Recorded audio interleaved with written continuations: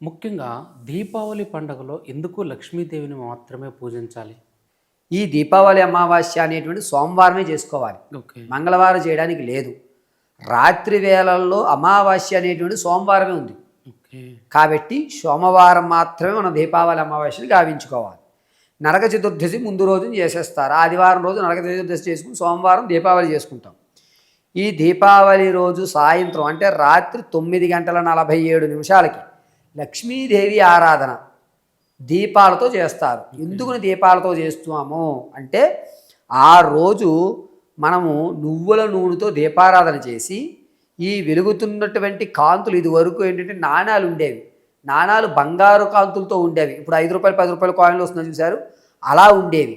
ఈ దీపపు వెలుగు ఆ కాయిన్ మీద పడి ఆ నాణ్యం యొక్క రిఫ్లెక్షన్ మన బాడీ మీద పడితే శరీరము వజ్రదేహంతో ఉన్నట్టుగా మనకి కనబడి ఒక ఆనందమైనటువంటి నవ్వు ఆటోమేటిక్గా మొహాల్లో వచ్చేది.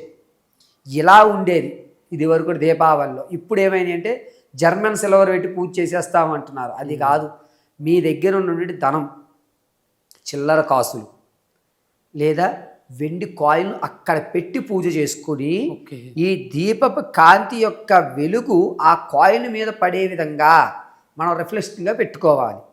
అందుకనే మీరు మార్వాడీస్ని చూస్తే ప్రతి అమావాస్యకి వాళ్ళ హాలిడే ఉంటుంది. ప్రతి అమావాస్యలోనూ అతను ఖచ్చితంగా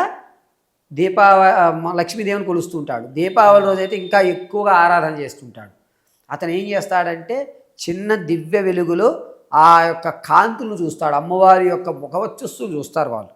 మనం ఏం చేస్తాం, డిస్కో లైట్లు, మామూలు లైట్లు పెట్టి వెలుగు లైట్లు పెట్టి అమ్మవారి పూజ చేస్తాం. అది పూజే కాదు.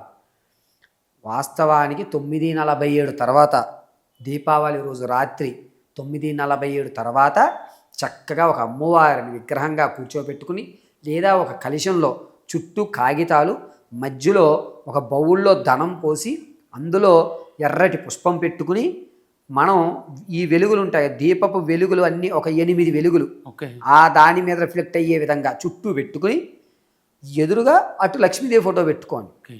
కలశం చేయాలి ఖచ్చితంగా అనేటువంటి దానం అయితే లేదు. ఇక్కడ కలశంలో మనం వరలక్ష్మి వ్రతం చేసినప్పుడు బొమ్మ పెట్టుకుని అలా కూడా పెట్టారు.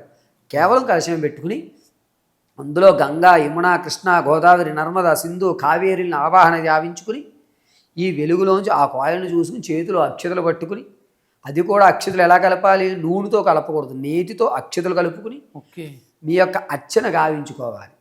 ఆ తర్వాత ఈ పుష్పం ఉంటుంది కదా, అంటే సోమవారం అమావాస్య అయింది, మంగళవారం మనం కలపమండి, బుధ